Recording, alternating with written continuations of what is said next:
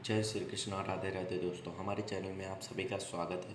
दोस्तों, आज का डिबेट वीडियो लेकर आए हैं बीजेपी के प्रवक्ता सुधांशु त्रिवेदी जी और दूसरी तरफ हैं मौलाना साजिद रशीदी जी और साथ ही में अंजना ओम कश्यप और अन्य प्रवक्ता नेता हैं। दोस्तों, इस डिबेट वीडियो में बहुत अच्छी चर्चा होने वाली है।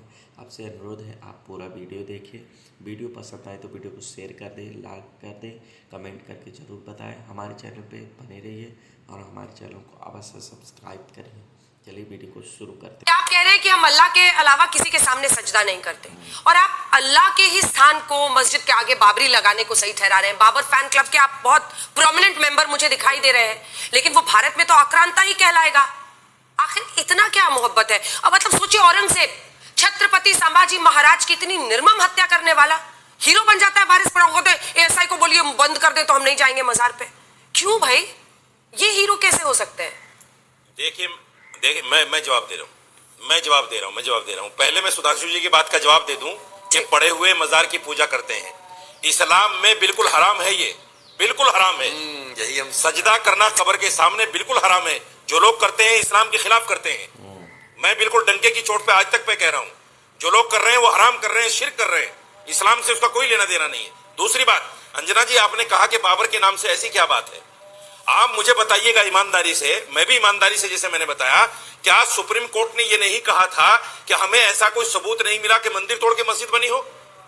जब सुप्रीम कोर्ट ने उस बात को नकार दिया, जिस झूठ को लेकर ये चल रहे हैं आज भी, तो फिर क्यों बाबर के नाम से दुश्मनी है भाई? क्यों बाबरी मस्जिद? बाबर फैन क्लब के इतने बड़े सदस्य, आपने उनकी आत्मकथा बाबरनामा पढ़ा है कि नहीं, मुझे बताइए। एक मिनट, आपने बाबरनामा पढ़ा है कि नहीं, या ऐसे ही फैन हो गए बस? बाबरनामे में सुनिए, आपने बाबरनामे की जो बात कही है, बाबरनामे में बहुत सारी चीजें लिखी हैं। आप अपने मतलब की ले रही हो, हम अपने मतलब का ले लेते हैं। जैसे अभी रामचरितमानस के बारे में इन्होंने कहा कि रामचरितमानस में लिखा है। रामचरितमानस में बहुत सारी बातें। अच्छा ठीक है, चलिए बाबर को छोड़िए। औरंगजेब ने छत्रपति संभाजी महाराज की हत्या की थी या नहीं की थी? आज साजिद रशीदी साहब टीवी पर बताइए, पूरा देश आपको सुन रहा है। मैं बताता हूँ, सन 6 हिजरी को आप पढ़ लीजिए। जितने हिंदू राजा थे सारे मंदिरों को तोड़ते थे, मूर्तियों को खंडित करते थे, तब अपनी विजय मानते थे। कुछ भी औरंगजेब पर सवाल पूछा तो मुझे पता ही था कि आप भाग जाएंगे। धर्म पर मिटने वाला शेर शिवा का छावा था, महापराक्रमी परम प्रतापी एक ही शंभू राजा था। क्या हुआ, मुंह में दही जम जाती है? क्या हुआ मौलाना जी? इस्लाम के नाम पे कोई काम, छत्रपति संभाजी महाराज के बारे में दो शब्द नहीं कर सकते, लेकिन औरंगजेब की महिमा मंडन पूरा दिन करोगे। इस्लाम पर काम करते। अच्छा, सबसे अच्छा वारिस पठान का है, वो औरंगजेब फैन भी है, वो बाबर फैन भी है, वो सबके फैन है, तो उनको तो कुछ बोलना ही नहीं है इस सब पर। जल्दी से देखिए, पहली बात जो मौलाना रशीदी साहब ने बोला, टेक्निकली गलत बोला। राम मंदिर के जजमेंट में कोर्ट ने लिखा कि 12वीं शताब्दी से पहले वहां कोई मंदिर था, इसका आर्कियोलॉजिकल प्रूफ नहीं है। और अगर आर्कियोलॉजिकल प्रूफ की बात कहेंगे मौलाना साहब, 6 दिसंबर 92 से पहले वहां पे कोई ढांचा था, इसका आज कोई आर्कियोलॉजिकल प्रूफ नहीं है, सिर्फ डॉक्यूमेंट्री प्रूफ है। क्या बता दो कोई आर्कियोलॉजिकल प्रूफ हो? अब बताना चाहता हूं, जो इन्होंने कहा ना पड़ा हुआ मजार कुफ्र है, अब मैं लोगों को याद दिलाना चाहता हूं। बाबरी मस्जिद के लिए तो बहुत बोलते हैं। इस देश में एक दरगाह भी जला दी गई थी, चरारे शरीफ। काहे जला दी गई थी? इसीलिए जो मौलाना रशीदी जैसे लोग बोलते हैं कि इस्लाम में कुफ्र है, उसकी बात कोई क्यों नहीं करता कि वो इतनी मुकद्दस और उसको जलाने वाला मस्कुल पाकिस्तान भाग गया था, इसकी बात कोई क्यों नहीं करता? इसलिए आपकी बात एकदम साफ हो जाती है। कि आपको लास्ट में मैं एक और कहना चाहूंगा, मौलाना साहब ने, देखिए ये सब लोग आके बोलते हैं, बाबर की बात करते हैं, औरंगजेब की। आपको पता है औरंगजेब ने खुद ये बात बोली थी कि मेरे मरने के 3-4 साल के अंदर सब कुछ खत्म हो जाएगा। अपने बेटे बहादुर शाह प्रथम को जब उसने कहा कि मैं 80 साल का हो गया हूं, तुमको दे रहा हूं, मगर याद रखना मेरे मरने के बाद 3-4 साल में खत्म हो जाएगा, ये उसने लिखा। और किसने क्यों बोला? उसने कहा ज्योतिषी ने मुझे बताया था, बचपन से लेकर आज तक सब कुछ ठीक हुआ है। और मैं दर्शकों से कहना चाहता हूं, और इसलिए ये होगा, आईने अकबरी कितनों ने पढ़ी है? आईने अकबरी के पहले चैप्टर में 75% पोर्शन सिर्फ अकबर की जन्म कुंडली के ऊपर है, मगर ये लेफ्टिस्ट उसको देखो कितना ठीक मानते हैं। वैसे कहेंगे ज्योतिष सब खराब है, अंधविश्वास है, तो आईने अकबरी के फर्स्ट चैप्टर में अकबर की महानता का कारण जिन ग्रहों में वो पैदा हुआ वो माना जाता है, मगर अकबर को महान बनाने वाले आईने अकबरी के उसी चीज को डिलीट कर देते हैं। ये है बाएं हाथ से आंख पे ठग के दिखाई जाने वाली सच्चाई। चलिए ठीक है, सुनिए अब रशीदी साहब, आप डोमिनेट कर रहे हैं, बाकी दोनों को भी बोलने दीजिए। आपके पास बाबरी मस्जिद बोलने पर तो कोई जवाब है नहीं, उसको आप एड्रेस ही नहीं करते हैं, भाग जाते हैं औरंगजेब पर। नहीं, वारिस पठान साहब, हम लोग भी आपको जानते हैं। वारिस जी, ईमानदारी से बताइएगा। आप तो गणपति बप्पा मोरया बोलने वाले थे, ये वोट बैंक की वजह से सब स्टैंड लेना पड़ता है क्या? ये वोट बैंक का स्टैंड कौन ले रहा है पता है? बीजेपी के पास कोई मुद्दे नहीं है। वंदे मातरम लाके देखिए, पिस्टल फाइल का पूरा उन्होंने खत्म कर दिया।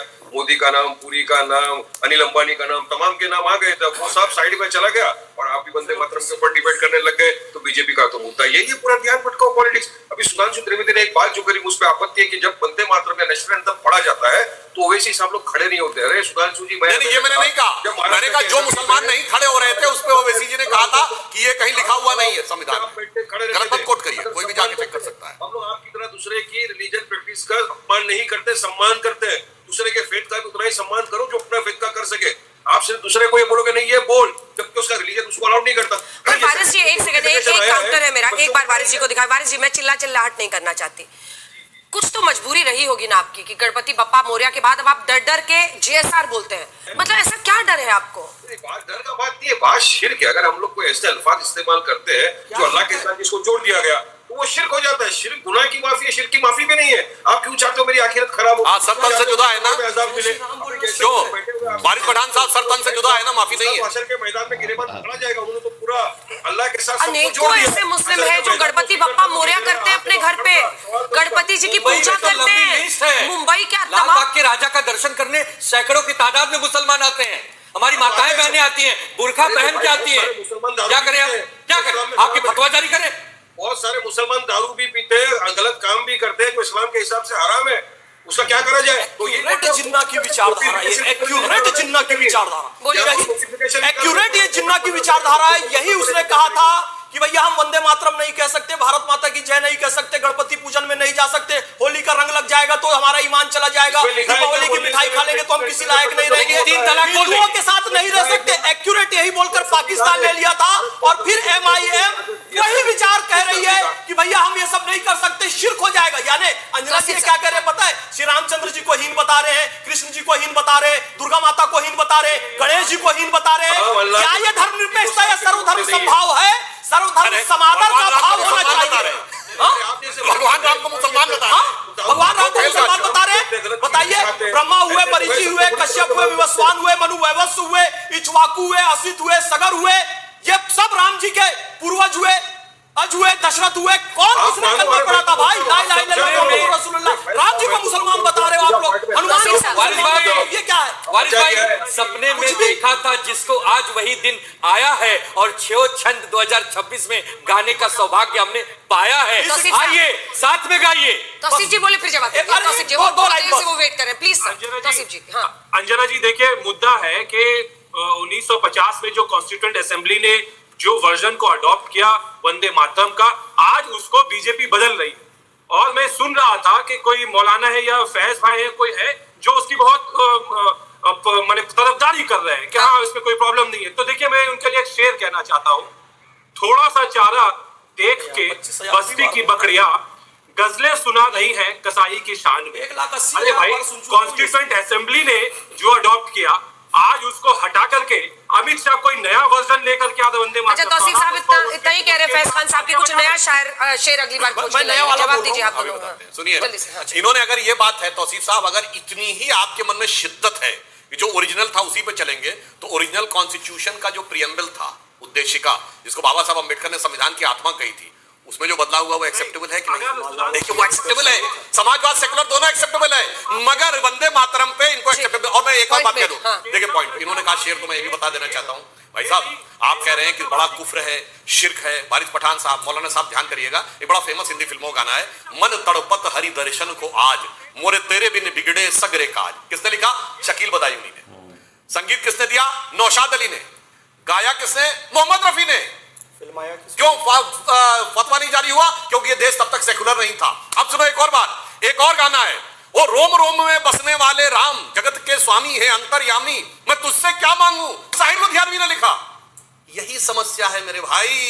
ये जब से राजनीति हो गई, जब से बाबा साहब अम्बेडकर के संविधान का प्रियम्बल 1976 में संविधान का गला घोट कर सारे अपोजिशन को जेल में डालकर, और ये नए नए लोग जिसे कहते हैं, एक और बात कह दूं, इसमें मुस्लिमों को भी दोष नहीं देता हूं।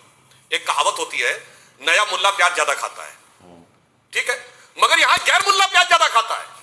मतलब ममता बनर्जी, राहुल गांधी या अखिलेश यादव, तेजस्वी यादव, ये मतलब मौलाना कहे न कहे, और उसका उदाहरण है जाकिर नायक का ऑफिशियली स्टेटमेंट है कि हमने तो मांग भी नहीं की थी सेटेनिक वर्सेस पे प्रतिबंध लगाने की, तब भी राजीव गांधी ने लगा दिया था, हम तो बड़े शुक्रगुजार हैं। इसी कहते मुल्ला ने बोला नहीं, फिर भी काम पूरा हो गया। दुबे जी समझ ही नहीं पा रहे हैं क्या करें आज, जल्दी से नहीं, मैं तो बस उर्मिलेश कट्टर देशभक्त, मैं उर्मिलेश शंकर जी की इन पंक्तियों के साथ बस अपनी वाणी जल्दी, को जल्दी। विराम दूंगा। हाँ। इस गीत को जो सांप्रदायिक बताएंगे, इस गीत पे जो प्रतिबंध लगाएंगे, ऐसे व्यक्ति का ना कोई जात ना धर्म, गाएंगे हम वंदे मातरम, चाहे जिंदा रहे चाहे मर जाए हम, धन्य धन्य इसे लिखने वाली कलम, गाएंगे हम वंदे मातरम। और एक लाइन और कह दूं इसमें। जल्दी से एक बड़ा फेमस है, आपको पता होगा, हाँ। असगर हरीम इश्क में हस्ती ही जुर्म है, रखना कभी ना पाओ यहां सर लिए हुए। यानी मातृभूमि के साथ जब डिवोशन होता है तो सर का मतलब सर कटाने को भी तैयार रहना, सर का मतलब अहंकार के बगैर मातृभूमि के साथ